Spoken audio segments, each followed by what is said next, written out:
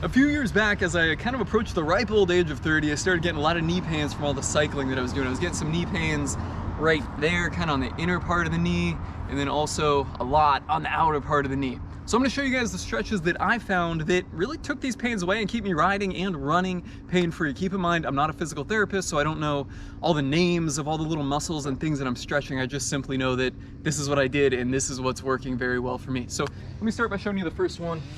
I don't have names of these stretches, but just follow along here.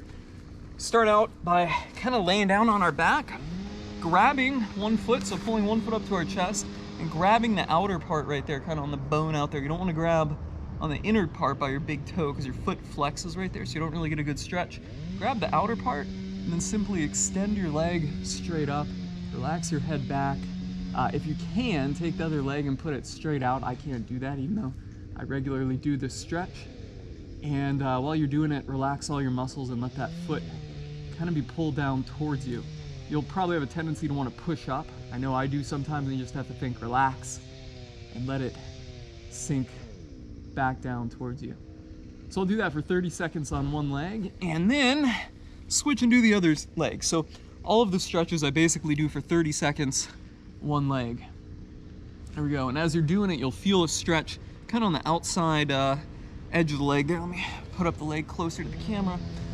You'll feel the stretch right in this area right here, and also kind of in the back area right there. Really hits what I think is the IT band and loosens that whole thing up. So for our next stretch, we're gonna hit the inner part of the knee here.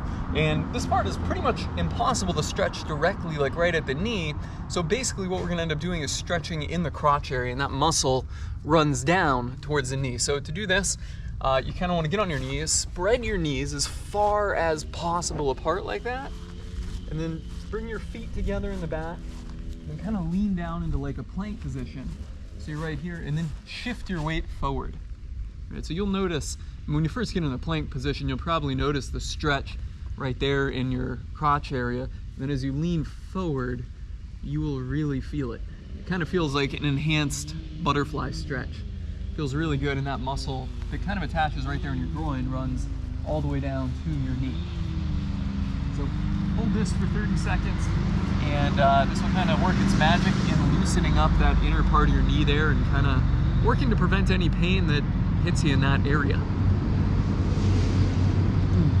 So for our next stretch, we kind of need to find something that's a little bit elevated off the ground to hit our hip area and the upper IT band area. I simply like to use my truck bed. So it's not ideal to use, and you'll have to find a surface that works for you. Maybe the edge of a bed, the edge of a couch, a bench, something like that. Just for demonstrating it here, I'm just going to use my truck bed. So I'm going to put a little padding down on it. And we're going to put one of our legs up there, keeping everything at a 90-degree angle. So right here, I want to keep my upper leg, my quad, coming right off my body at a 90-degree angle, and then my calf and the lower part of the leg kind of coming right out of the knee at a 90-degree angle, and then simply lean forward and sink into it, stretch ourselves way down up front, and when you do this, you will feel the stretch right there. Damn, this one feels good. So that loosens up the IT band. Hold it for 30 seconds, and then do the other leg.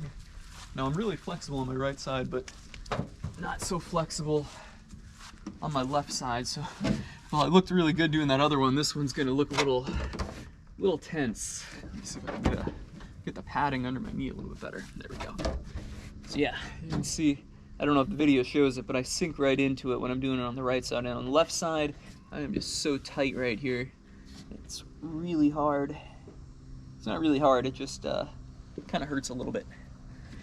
Sink into it. When you're doing it too, you want to make sure you keep your legs straight. You'll have a tendency to want to sink your knee into it like that, but you want to keep that knee straight. Boom. There you go.